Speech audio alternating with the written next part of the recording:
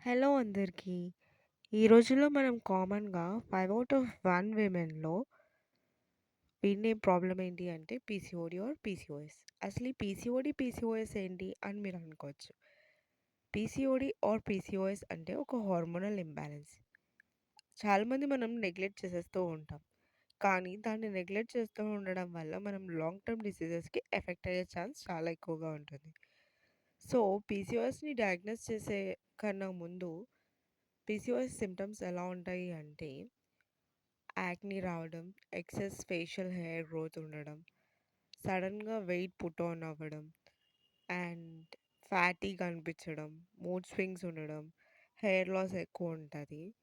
So, నేనైతే కొన్ని tips follow అయ్యాను నా లైఫ్ స్టైల్ చేంజ్ చేసుకోవడానికి, పీసీఓడీని కంట్రోల్ చేసుకోవడానికి. అవేంటో మీతో షేర్ చేసుకుంటా.